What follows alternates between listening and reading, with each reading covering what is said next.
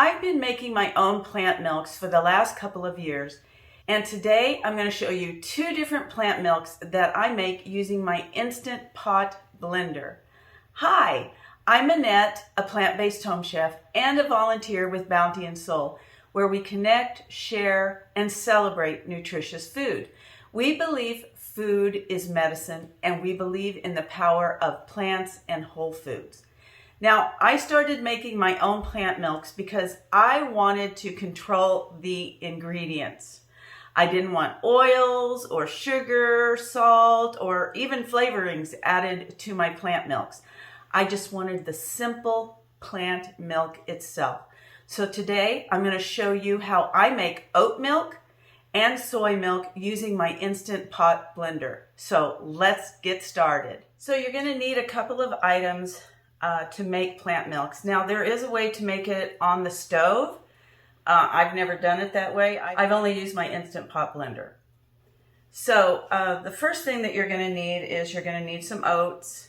And this is some rolled oats, some simple rolled oats. I like the old-fashioned kind. I wouldn't suggest using steel-cut oats or anything like that because they would tend to, they don't break up as easy, and they won't give you as creamy as a milk, and it might even be a little, as I've read, it might even be a little slimy. And these are soybeans that I buy online, and that's what they look like. They are organic and non-GMO, so I buy them online, and I rehydrate them. I soak them for a minimum of like 3 to 4 hours, and this is what they look like. And sometimes I let them soak overnight, but this is what they look like when they're rehydrated. So the next thing you're going to need is a nut bag or cheesecloth to filter your milk.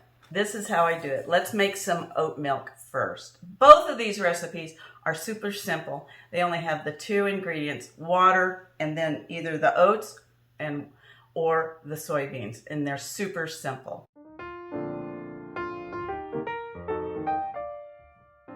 Now, like I said before, these are rolled oats, old-fashioned rolled oats, and you just need a cup or so, and you add it to the blender. To that, I'm going to add about 4 cups of water.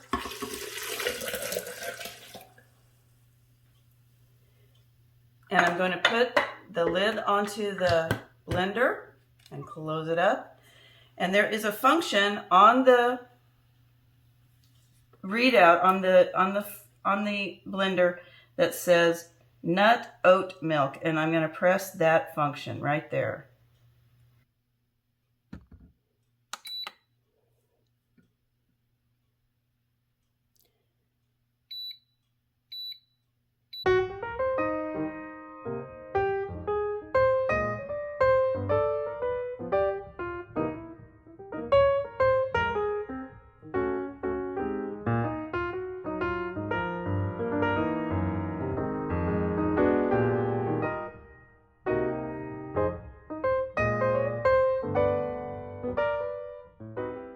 Okay, so the oat milk is done.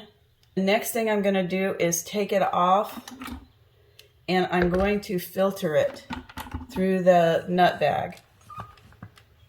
Now you can buy cheesecloth or nut bags online as well. You might be able to find them at a health food store or whatever. But I just want to go ahead, and this is my setup, the way I do it. I have a bowl down here, and I have a colander on top, and then I just put it into my nut bag, and I just let it drain through the colander into the bowl. Once it's in the bowl, once it's all been drained and everything, and you can tell it's very creamy, I pour it into glass jars, and you can keep these nut milks in the refrigerator for about 5 days, up to a week or so.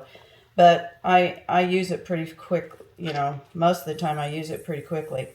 So I just let that go ahead and drain, let gravity do its work. The Instant Pot cycle for making oat milk is about a little over 4 minutes long. You can do this with almonds and or cashews and make other type of nut milks. You can do it with rice and make rice milk. But today I had a lot of the oats, so I chose to make some oat milk. And here's my oat milk. And I'm just going to go ahead and pour it into a glass jar and see how thick and creamy it is. Now it might separate once it's in the refrigerator for a little while. You just shake it up and stir it back up and it will be great when I drink my alternative coffee drink.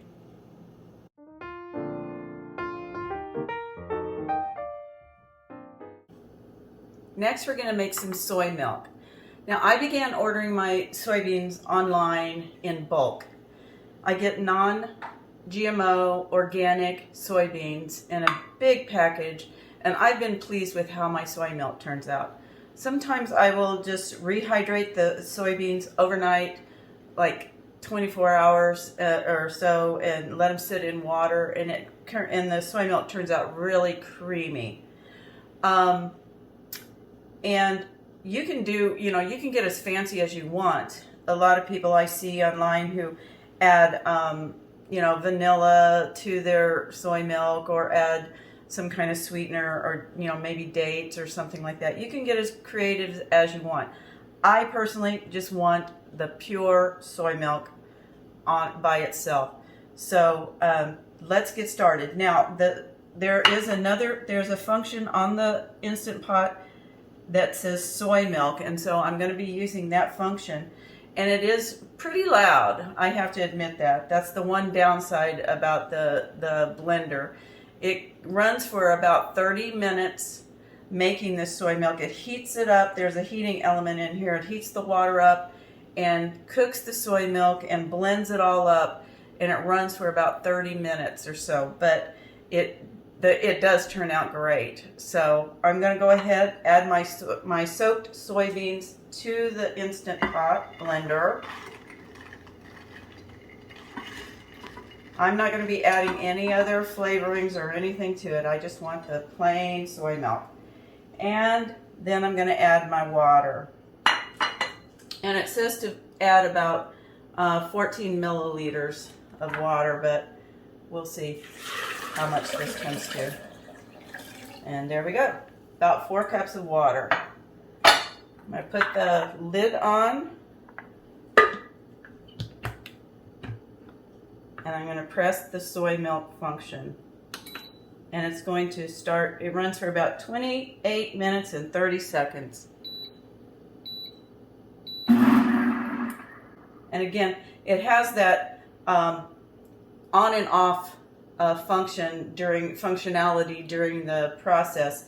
When it's running through the cycle, it turns itself on a little bit and then turns itself off, and then turns itself on again, and everything.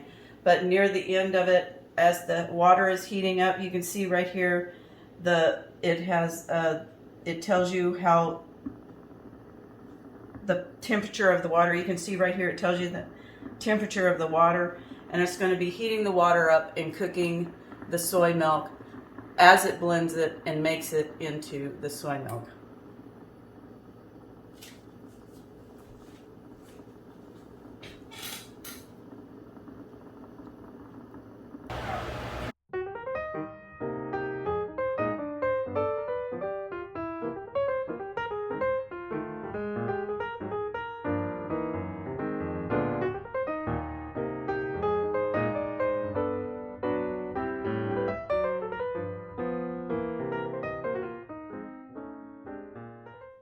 Well, the soy milk is done, and now I'm going to put it through the nut bag and filter it.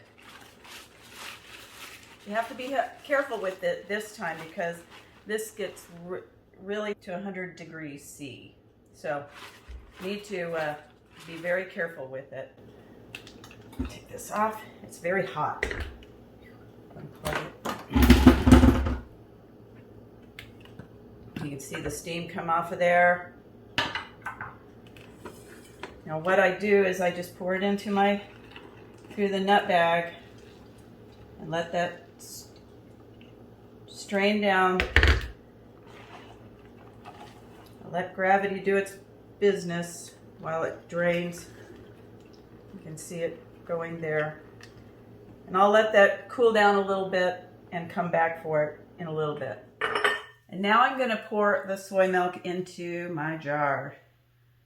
Again, you can keep this in the refrigerator for about a week or so. And it's very creamy and nothing but water and soybeans. I love it. And I will post a link of the type of soybeans that I buy online in the details below for you. I hope you like this video and will try your hand at making your own plant milk.